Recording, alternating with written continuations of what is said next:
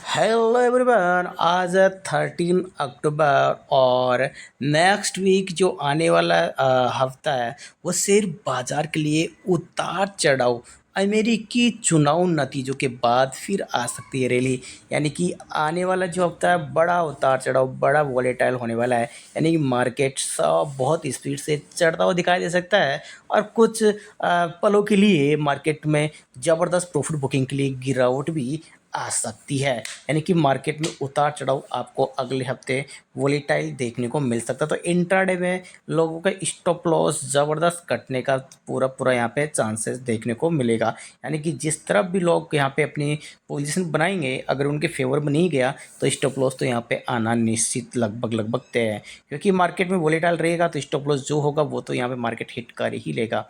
आने वाले हफ्तों में शेयर बाजार में उतार चढ़ाव बना रहेगा क्योंकि अमेरिका में चुनाव होने वाले हैं जिसका बहुत बड़ा असर होगा। यह अनुमान सेमको म्यूचुअल फंड के सीईओ सुना आपने?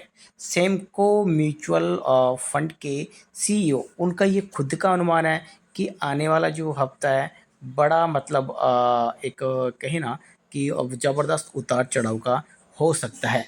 और ये जो दोस्तों विराज गांधी ने बताया, विराज गांधी उन्होंने खुद ने बताया कि नतीजों के बाद बाजार में जो स्पष्ट जो क्लियर संकेत है वो आ सकते हैं और बाजार फिर जा सकता है कि ऊपर की साइड जाए। वो जो नतीजे हैं वो तय करेंगे कि बाजार को ऊपर की दिशा देखनी है, बाजार नीचे की साइड भी गोता लगाता हुआ दिखाई दे सकता है। गांधी के अनुसार आईटी क्षेत्र के लिए ग्रोथ को पूरी तरह से पटरी पर आने में वक्त लग सकता है क्योंकि दरों में कटौती का साइकिल अभी शुरू हुआ है। तो ये देख सकते हैं उन्होंने क्या कहा, आईटी आईटी एक सेक्टर में मतलब थोड़ा वक्त लग सकता है, लेकिन आईटी के जब खुद के जो रैली आती है तो ज़बरदस्त कंटिन्यू रैली देखने को मिलती है। क्या डिफेंस सेक्टर अभी आकर्षक लग रहा है? इस पर गांधी ने कहा कि डिफेंस सेक्टर विकास के चरण में है जिसे सरकार की बदलावकारी पहलों का सपोर्ट प्राप्त है क्योंकि सरकार ने सख्त मानदंड मानदंड जो लागू किए हैं। तो इसलिए घरेलू जो कंपनियां हैं विकास के इस चरण से लाभ हासिल करने के लिए तैयार है। इसके अलावा ये बदलाव इंडियन डिफेंस कंपनियों द्वारा भविष्य में निर्यात अवसरों के लिए भी एक मजबूत नींव के लिए दोस्तों तैयार होगा। दोस्तों आगे आपको क्या बता दें, गांधी ने आपको यहाँ पे क्या कहा है कि गांधी ने कहा है कि भले ही डिफेंस सेक्टर में कई स्टॉक अपने हाल के टॉप से काफ़ी नीचे आ गए हैं लेकिन शेयर अपेक्षाकृत हाई वैल्यूएशन रेशियो पर कारोबार कर रहे हैं जो इस सेक्टर के भविष्य के लिए विकास को दर्शाता है। अगर आपके आंकड़े उम्मीद के अनुरूप नहीं आते हैं तो जो निवेशक है उनको संभावित स्थिरता के लिए तैयार रहना चाहिए। यानी कि आपको कहने का मतलब मोटे तौर पर दोस्तों आपको बता दूं कि डिफेंस सेक्टर में कोई मजबूत कुछ डिसीजन या कुछ जो है बढ़िया सरकार के फैसले या कहीं ना कुछ कंपनियों में थोड़ी बहुत भी अगर नेगेटिव खबर आती है तो डिफेंस सेक्टर में ज़बरदस्त और भी गिरावट आ सकती है। उनका कहने का मतलब ये है। ठीक है, यहाँ सरकार कुछ बड़ा एक्शन लेती है डिफेंस सेक्टर के लिए या कुछ बड़े ग्रोथ के प्लान्स आते हैं या कुछ कंपनियां खुद अपने उन बड़े बड़े टेंडर मिलते हैं या कुछ बढ़िया ग्रोथ करके दिखाती है प्रॉफिट, तो फिर कंपनी में आप आगे रैली और भी देख पा सकते हैं कि आईटी सेक्टर पर ओवर वेटिंग रेटिंग अपनाने का समय आ गया है। गांधी कहना है कि आईटी सेक्टर वैश्विक ब्याज दर वृद्धि साइकिल से उपजी चुनौतियों से उभर रहा है। हालांकि विकास को पूरी तरह से वापस आने में समय यहाँ पे लगता हुआ दिखाई दे सकता है दोस्तों, क्योंकि दर कटौती का साइकिल अभी शुरू हुआ है। वर्तमान वैल्यूएशन से पहले से ही इन भविष्य की अपेक्षाओं को ध्यान में रखा गया है क्योंकि अमेरिकी चुनाव नज़दीक है, इसलिए फैसला लेने का दौर अभी भी अपेक्षाकृत धीमा रहेगा क्योंकि कंपनियां चुनाव के नतीजों के आधार पर खुद को तैयार करेगी जिसका लॉन्ग टर्म इफेक्ट दोस्तों हो सकता है। इसलिए इस सेक्टर में वृद्धि देखी जाएगी दोस्तों। किस सेक्टर में सुना आपने दोस्तों? किस सेक्टर में? आपने सुना है आईटी सेक्टर की बात चली दोस्तों। ये आईटी सेक्टर में लॉन्ग टर्म में ज़बरदस्त ग्रोथ आपको देखने को मिल सकती है। फिलहाल ये अपने एक कहना अपने आप को मतलब यहाँ पे तैयार कर रहा है आगे बढ़ने के लिए। और जैसे कुछ यहाँ पे इसके फेवर में कोई चीज़ें जाती है आईटी सेक्टर के फेवर में तो ये फिर आपको लॉन्ग टर्म के लिए बढ़िया ग्रोथ आपको दिखाता हुआ नजर आ सकता है। तो बदलते डायनामिक्स पर नज़र रखना महत्वपूर्ण है क्योंकि पिछली कुछ तिमाहियों में सेक्टोरल वैल्यूएशन में तेजी आई है। तो B F S I segment पर क्या बोले। तो BFSI सेगमेंट पर दोस्तों गांधी क्या कह रहे हैं, ऋण की मांग में उछाल बना हुआ है दोस्तों, लेकिन भारतीय बैंकिंग उद्योग में जमा में कमी से एक महत्वपूर्ण चुनौती का सामना यहाँ पे करना पड़ रहा है। उच्च उधारी और सुस्त जमा वर्दी के बीच बढ़ते अंतर ने उद्योग के लिए स्ट्रक्चरल लिक्विडिटी मसलों को लेकर दोस्तों चिंता जताई है। किसने चिंता जताई है, जो कि आपको भी बता रहे हैं गांधी के पूरे ये स्टेटमेंट है। अब बैंकिंग सिस्टम में ऋण जमा अनुपात पिछले 20 वर्षों के हाई पर है। आपको बता दें, बैंकिंग सेक्टर पे आ जाइए आप। तो बैंकिंग सेक्टर पे गांधी क्या कर रहे हैं यहाँ पे देखिए, हाई यानी कि जो इनका जो ऋण जमा अनुपात 20 वर्षों के हाई पर है। बैंक जमा को आकर्षक करने के लिए संघर्ष कर रहे हैं, जबकि बोरोइंग साइकिल अभी भी सस्टेनेबल बना हुआ है। बैंक अधिक फंड आकर्षित करने के लिए जमा दरों में वृद्धि कर रहे हैं। अगर समस्या बनी रहती है तो दोस्तों इससे उनके शुद्ध मार्जिन NIM पर असर पड़ सकता है। सेक्टर के लिए लॉन्ग टर्म आउटलुक पॉजिटिव बना हुआ है। सुना आपने, बैंकिंग सेक्टर के लिए, यानी कि कहने का मतलब बैंक निफ्टी में जो आने वाले शेयर हैं वो आगे लॉन्ग टर्म के लिए और भी अच्छा ऊपर की साइड में ग्रोथ करता हुआ दिखाई दे सकते हैं, चाहे वो PSU बैंक हो, चाहे वो प्राइवेट सेक्टर बैंक हो। लेकिन वो मौजूदा इश्यू के कारण सतर्कता के साथ आशावादी रुख अपनाया जा सकता है, यानी कि आपको सतर्क रहना। तो ये दोस्तों वीडियो में अंत में आपको फिर से मैं वीडियो क्लोज करते करते आपको बता दूं, बार बार जिस प्रकार गांधी का यहाँ पे नाम लिया गया, तो कोई आप यहाँ पे सोनिया गांधी, राहुल गांधी, प्रियंका गांधी या किसी भी गांधी परिवार से कोई यहाँ पे उन जो गांधी परिवार जो राजनीतिक में उसका कोई संबंध नहीं है।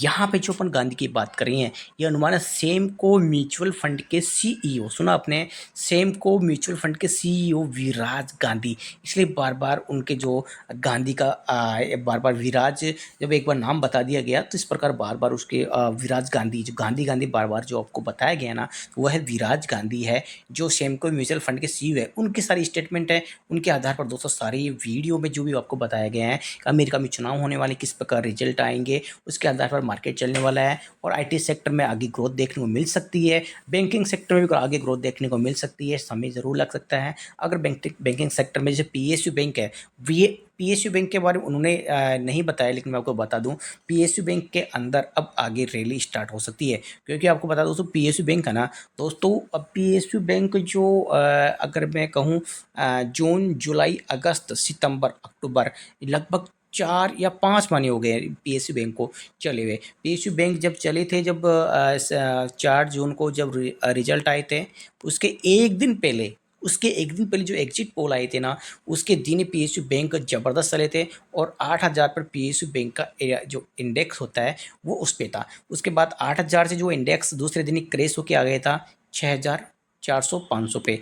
उसके बाद वो इंडेक्स 6,500 से लेकर और अभी 7,200 के आसपास से लेकर और 6,500 के बीच में ही स्ट्रगल कर रहा है। जबकि बैंक निफ्टी, वहाँ से जब बैंक निफ्टी गिरावट आई थी 6,000 पॉइंट की, वो सारा कवर करके सेंसेक्स मतलब यानी कि 76,000 पे था, यानी 76,000 पे था सेंसेक्स उस समय जब एग्जिट पोल आई थे। और जब सेंसेक्स रिजल्ट आए उस समय सेंसेक्स गिर के आ गया था 17,000। तो सेंसेक्स 17,000 से आप देख सकते हैं 86,000 पहुँच गया, ठीक है, हाई लगा दिया।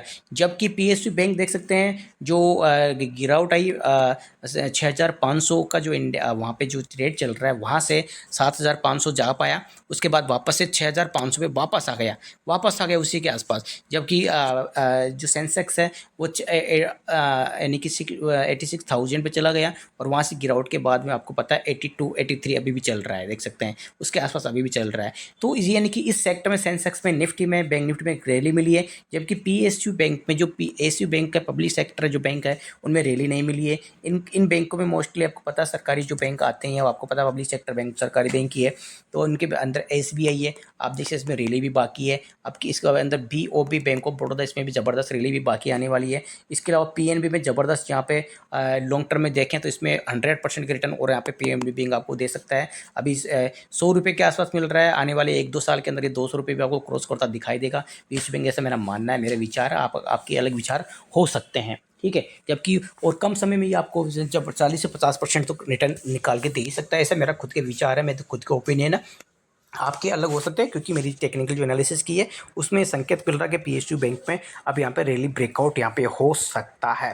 ठीक है, उसके अलावा और भी वो जितने पीएसयू बैंक है तो उस पर आप नज़र बना के रख सकते हैं। लेकिन मैंने आपको क्या बताया कि आप इसमें लॉन्ग टर्म के लिए आपको अगर 5 साल 10 साल बर्दाश्त करने की क्षमता है, पैसे आपको निवेश करने की क्षमता है कि बाद में अगर कुछ स्ट्रगल करना पड़े, कुछ आपको यह समय यानी कि मान लीजिए प्रॉफिट नहीं दे रहा तो आपको उसमें रहना पड़ेगा। तो ऐसा नहीं है कि कह दिया प्रॉफिट मिल गया, तो ये तो आपको पता सभी ऐसे अगर कहने से प्रॉफिट मिल जाए तो सभी पैसा लगा के तुरंत पैसा निकाल ले।